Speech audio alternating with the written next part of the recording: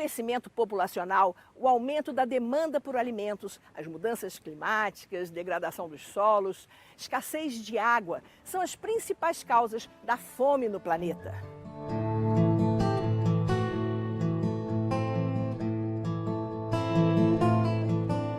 Conseguiremos encontrar alimentos em quantidade e qualidade suficientes para satisfazer as necessidades de uma população em crescimento? Este documentário Expedições percorre os caminhos da segurança alimentar no Brasil.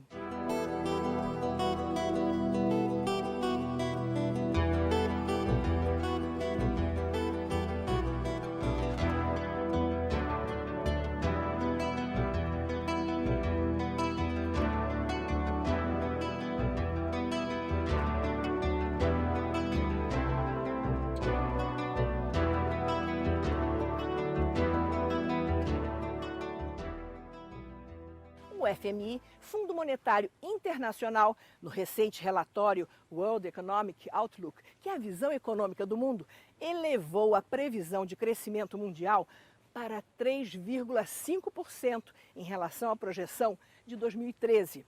Por outro lado, a FAO, que é o órgão da ONU para a Agricultura, alerta para a mortalidade por desnutrição de 2,5 milhões de crianças em 2014.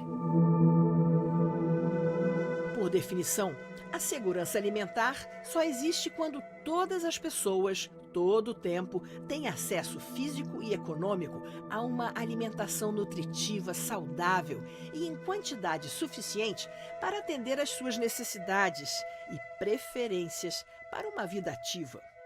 Conversamos com a presidente do Conselho Nacional de Segurança Alimentar e Nutricional, que é um órgão de articulação entre governo e sociedade civil, Maria Emília Lisboa Pacheco, sobre quais são as orientações para o Brasil garantir direito humano à alimentação.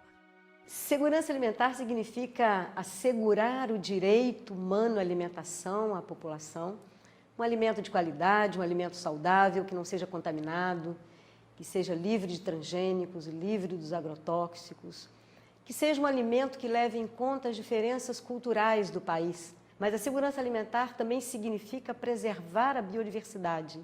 É o conjunto desses aspectos que confere sentido para esse conceito que nós temos chamado de segurança alimentar e nutricional. Conversamos sobre esse tema com o ex-gerente da Anvisa, Agência Nacional de Vigilância Sanitária, e atual pesquisador da Fundação Oswaldo Cruz, Luiz Cláudio Meireles. Na medida em que a gente tenha menos brasileiros trabalhando a terra, trabalhando a diversidade de produtos agrícolas que nós temos, né?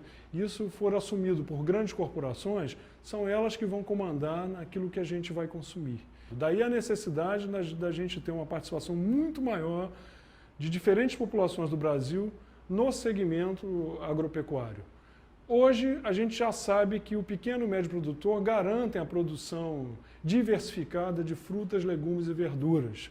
E em 2006, então, foi criada uma lei, foi aprovada no Congresso Nacional, e é muito importante porque lá tem uma definição de segurança alimentar e nutricional, que nós entendemos que é muito importante que a sociedade compreenda, porque a segurança alimentar e nutricional, como eu disse, baseada nos princípios do direito humano à alimentação e da soberania alimentar, significa não apenas que o povo tem direito, que a população tem direito ao alimento em quantidade, mas também em qualidade. Na prática, estamos vivendo em meio a um imenso contraste. Enquanto metade da população vive entre a miséria e a pobreza, a outra metade sofre com diabetes, hipertensão arterial e obesidade, doenças causadas pelo excesso e pelos erros da alimentação. Algumas feiras que a gente organiza aqui no Rio, médicos estão indicando as feiras orgânicas para que pacientes que estão saindo de uma enfermidade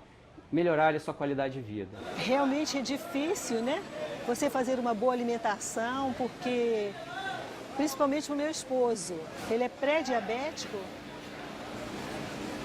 Nós procuramos fazer uma dieta balanceada, comer frutas, legumes, mas infelizmente está difícil você comer uma coisa que não seja, né, cheia de venenos, de agrotóxicos. Então a gente tem tentado procurar produtos orgânicos, sendo que isso faz uma diferença gigantesca. Se você se direcionar apenas para os orgânicos, gigantesco. Lá em casa se consome muito tomate, se consome uma coisa que agora eu já fiquei sabendo que tem uma quantidade de agrotóxicos enorme, que é o pepino.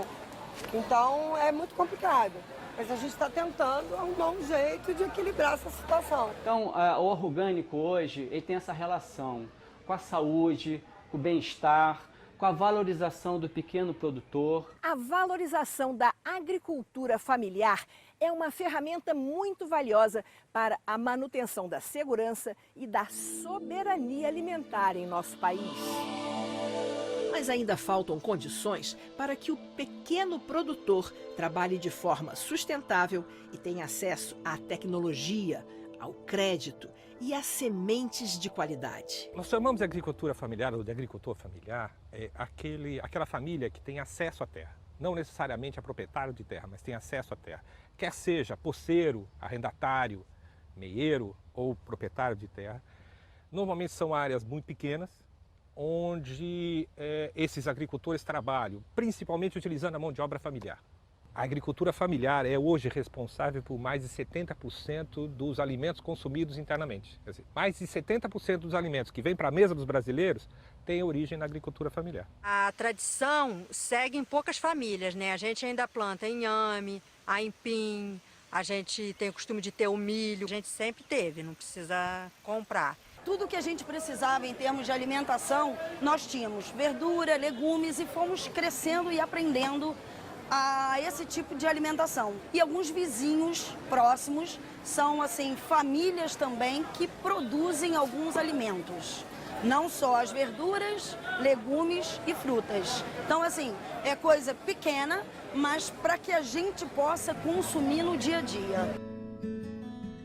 A agricultura orgânica, quer dizer, a maneira de se produzir sem químicas, sem agrotóxicos, integra o homem à natureza e é altamente sustentável. Porque só uma produção sustentável pode também levar a um consumo sustentável. E a produção sustentável? O que significa isso? Significa uma produção em harmonia com a natureza, não contra a natureza. Hoje a gente tem que trazer, e tem vários grupos hoje que trabalham na área de agroecologia, né, na área da produção orgânica e também até mesmo da utilização de agrotóxicos, mas aqueles produtos menos tóxicos, que estão pensando estratégias de produção que garantam a permanência do homem da terra, sejam viáveis economicamente e produzam saúde e não doença.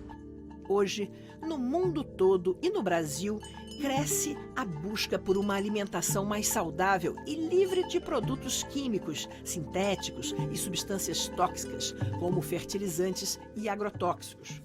Uma agricultura agroecológica, ela economiza muito mais energia também, não só pela maneira como produz, como também, conforme eu dizia, é uma agricultura diversificada, é disso que nós precisamos nas várias regiões, para não ficar fazendo esse transporte a longas distâncias dos produtos. E na política de abastecimento é, então, fundamental essa função reguladora do Estado. Ao mesmo tempo, nós precisamos criar mecanismos que favoreçam o que nós chamamos dos circuitos curtos de mercado. A agricultura orgânica hoje, o que o governo tem que incentivar é a saída da agricultura orgânica, porque hoje o agricultor ele sabe plantar orgânico, só que o que acontece é que eu vejo muito agricultor plantando orgânico e vendendo no convencional, porque ele não consegue a venda direta do orgânico. Isso significa que em cada município é preciso ter sua política de abastecimento, ter equipamentos de segurança alimentar, os restaurantes. O pessoal diz que produzir é fácil, o difícil é vender, o difícil é comercializar. O produtor sabe como produzir de forma sustentável, mas tem dificuldade de comércio. Muitos desses grupos estão buscando alternativas de comércio. Comércio justo dentro do Brasil, exportação e também comércio em nível local. Quer dizer, feiras, construção de feiras, mercados locais. Para parar com essa coisa de se produz no interior do estado, vai para o Ceasa, do Ceasa volta até para o próprio município que produziu. Então, pensar em produção local, para consumo local. Os produtos orgânicos são mais valorizados e, por isso mesmo, têm um valor um pouco mais alto. Com incentivos do governo e conscientização dos próprios consumidores, obrigatoriamente vai haver uma redução no preço final dos alimentos orgânicos. A criação, então, desses espaços para produção, para venda de produtos da agricultura familiar. Produtos saudáveis, produtos sem veneno e produtos que têm um bom preço. A ideia da agricultura familiar não é produzir um produto especial para vender para o mercado especial, o mercado que tenha muito dinheiro para comprar. A ideia da agricultura familiar é produzir um produto saudável para vender para todo mundo. Uns anos para cá, os orgânicos não existiam nem nos supermercados, né? Hoje nós temos feiras em vários estados, enfim. E isso tem mobilizado muito a população com relação a ter uma qualidade de vida melhor, ter uma alimentação melhor, né? Agora, a gente tem que procurar popularizar o orgânico. Essa é a nossa meta. A gente tem que parar de pensar que o orgânico foi feito por uma parte da sociedade. Não é isso, né? O brasileiro tem o direito da moradia, da educação e da saúde. E a saúde está na nossa alimentação. O selo de certificação é uma garantia ao consumidor que está adquirindo produtos orgânicos isentos de resíduos tóxicos.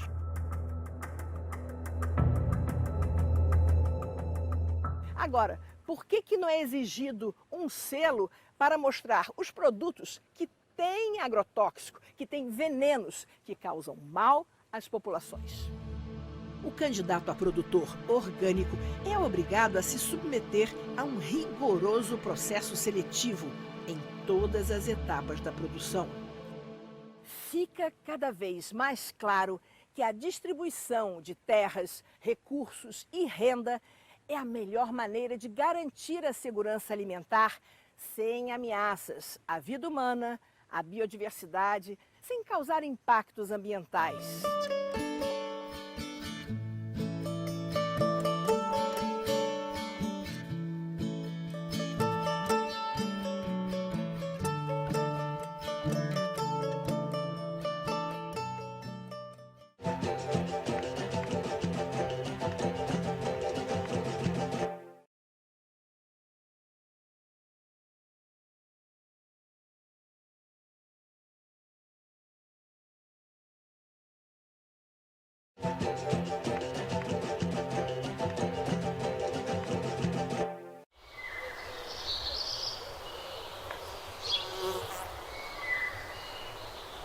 A questão da segurança alimentar está presente em todas as nações do mundo. Só que, ao contrário de países que têm problemas com desertos, geleiras e falta d'água, o Brasil tem todas as condições para proporcionar alimento farto para a sua população.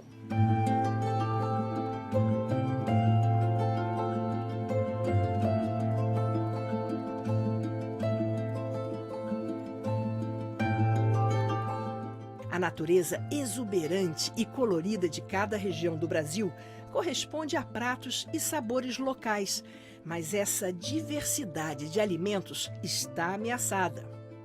O que temos no Brasil é o crescimento cada vez maior das monoculturas, ou seja, de grandes extensões de cultivo de uma planta só, grandes cultivos de soja, grandes cultivos de algodão, de milho, cana, ou também a expansão do gado, a ocupação do território brasileiro pelo gado é muito grande e essa crescente ocupação pela soja, cana é preocupante e isso vai na contramão da segurança alimentar e nutricional. E sim, a nossa agricultura ela é marcada por essa produção de monoculturas, né? Grandes áreas, grandes fazendas. Então, nós temos na nossa história, na nossa genética, essas duas formas de fazer agricultura. A agricultura familiar, baseada no conhecimento tradicional, e essa outra agricultura, né, mais dita moderna, né, que está se espalhando no Brasil. E esses dois modelos, vamos dizer assim, eles estão em disputa hoje.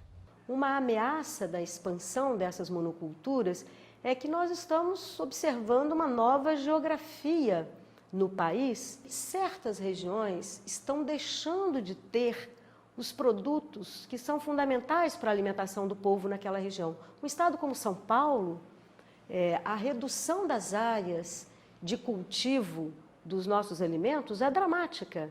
São Paulo depende muito da importação de alimentos de outras regiões. As populações tradicionais têm como prática comum a troca de sementes e a organização de bancos comunitários de sementes orgânicas, que muitas vezes são a única garantia de segurança para esses agricultores. A Lei de Sementes foi criada para regulamentar a cadeia de produção, para manter o padrão genético e a pureza das sementes comercializadas no Brasil. A existência de bancos de semente da parte de famílias que guardam as sementes de uma safra para outra, ou comunitariamente, né, nas comunidades pelo Nordeste, onde vemos bastante essas experiências, isso é fundamental. Geralmente, quando a gente planta uma lavoura de brócolis, a gente deixa a lavoura ficar mais velha e dá a semente, porque a semente do brócolis é uma coisa cara. Então, num pedacinho de brócolis que a gente deixa para trás, a gente colhe a semente para replantar. Não precisa ir na loja comprar, pode fazer o mesmo com a salsa. A salsa e o brócolis é fácil de tirar semente. E coentro? Coentro a gente não tem o hábito de tirar, não. Mas se você for fazer em pequena escala, também pode tirar, não tem problema. Em grande escala que não dá para tirar. Desde 2008, o Brasil é o maior consumidor mundial de agrotóxicos em virtude do modelo de agronegócio e da produção de transgênicos. A comercialização de produtos que já foram proibidos em outros países ainda é permitida aqui. O mercado de agrotóxicos hoje no Brasil ele envolve cerca de 17 bilhões de reais. São empresas ou corporações gigantes, né? 10 empresas são responsáveis por aproximadamente 90% do mercado e tem um grande poder de financiamento de todo tipo de atividade, inclusive campanhas. Isso pode influenciar muitas vezes a posição dos nossos parlamentares em relação à defesa dos interesses de registro dessas empresas. Não basta ela ter sido proibida na Europa, nos Estados Unidos, na Austrália ou no Japão. O Brasil precisa implementar o seu próprio procedimento para ver quais foram as razões que levaram não só aqueles países, mas quais seriam as razões do ponto de vista de saúde humana ou ambiental que levariam a isso. Daí a necessidade do setor saúde se manter nessa avaliação, e não só se manter e aprofundar cada vez mais a sua atuação, como acontece hoje nos países desenvolvidos, que cada vez mais retiram esses produtos de elevada toxicidade do mercado. O nosso mecanismo legal para retirada de produtos do mercado é extremamente burocrático, digamos. O Sistema Nacional de Avaliação e Liberação, assim como as práticas de fiscalização e monitoramento sobre o uso de agrotóxicos e produtos químicos no Brasil, ainda é muito frágil e precário. Nós trabalhamos esse levantamento de comercialização de produtos no Brasil com a Universidade Federal do Paraná e chegamos a esse cálculo pelo volume comercializado por cada empresa isoladamente no Brasil. O somatório total de produtos comercializados oficialmente, a gente não está considerando produtos que possam ter entrado clandestinamente no país e nem está considerando produtos de outras origens, aí, como o uso do homem sanitário, ou outros que se usam agrotóxicos também, né? Uma média de 5 litros por habitante ano. Existe hoje 45 agrotóxicos que não são vendidos em outros países do mundo e aqui no Brasil é liberado. Isso é um absurdo, isso tem que ser revisto, isso está contaminando a nossa população, o nosso meio ambiente. Então, eu acho que tem que existir uma fiscalização mais dura. É certo que os selos, as certificações também é importante, mas se a gente estiver lidando com pessoas mal intencionadas, ele tem como burlar isso. E já foi comprovado que 5 litros de venenos são consumidos pelos brasileiros anualmente. Isso é um absurdo, isso é um genocídio diário que está acontecendo. Nós temos que ter leis mais duras para que isso deixe de existir. Outra questão que preocupa são os produtos transgênicos, geneticamente modificados em laboratório, fazendo com que eles desenvolvam características diferentes das originais. Os impactos sobre a saúde humana e o meio ambiente ainda são desconhecidos. A rotulagem dos produtos transgênicos é um direito básico do consumidor que, infelizmente, ainda não é respeitado. Ao falar do milho, eu falo muito indignada e entristecida, porque no Brasil, que nós temos grandes variedades, embora o chamado centro de origem do milho não seja aqui no Brasil, seja em outros países da América Latina, mas aqui, para aqui chegaram muitas variedades. Mas por que eu fico indignada? Porque nós tivemos aqui a liberação, a autorização do milho transgênico. Então, a contaminação das variedades de milho cresce de forma assustadora no Brasil atualmente e nós temos o risco de perder essas variedades, que são fundamentais para cada alimento que nós queremos produzir. Vandana Shiva é cientista, ambientalista e uma ativista na luta que está acontecendo no mundo todo pelo direito ao uso das sementes livres de royalties. I would like to hear about the campaign, the seeds campaign against those big corporations in your country. Well, I was compelled to get into the area of saving seeds when I realized at a meeting on biotechnology in 1987 in Geneva that the corporations wanted to patent seed. And they said very clearly, the reason we must do genetic modification and genetic engineering is then we can claim we've created something new. This is our invention, therefore it's now our property. I grow a crop, I save the seed, I grow it out for the next season. The soil, the seed, and I are working. How can they say, that's our seed, pay us a rent on the reproduction of the seed? And I think if we don't stop patenting on seeds, we will not be able to stop the destruction of our planet, because in the name of the green economy, these corporations want to own not just the seed, not just its reproductive capacity, they want to own the very processes through which life rejuvenates itself on this planet. Vandana Shiva denuncia o suicídio de milhares de agricultores indianos com o colapso da produção agrícola e a falência financeira ao se endividarem e ficarem dependentes das grandes corporações que vendem sementes transgênicas. One seed alone, cotton, 95% is owned by one company. 10 billion rupees is what flows out of India in royalty payments. When they patent a seed, they treat it as their property, they collect royalties from farmers. When they collect royalties from farmers, they get the farmers into debt. 250,000 Indian farmers who've become indebted have committed suicide in the last 15 years since the corporations started to take control over our seed. Como o conceito de segurança alimentar fala numa alimentação saudável, adequada, isso significa que nós temos aí um embasamento importante para conseguir uma mobilização da sociedade pela redução do uso de agrotóxicos no Brasil. Pimentão, morango, tomate, alfaces são os produtos que mais hoje nós temos com agrotóxico. São agrotóxicos, são venenos, né? Exatamente, né? O termo já diz. E a legislação ela foi muito interessante do como ela abordou, conceituou esse tipo de produto. É um produto que precisa ser muito estudado para que a gente tenha certeza de que ele não traz perigos para a saúde humana. Esse é o papel da Anvisa enquanto instituição.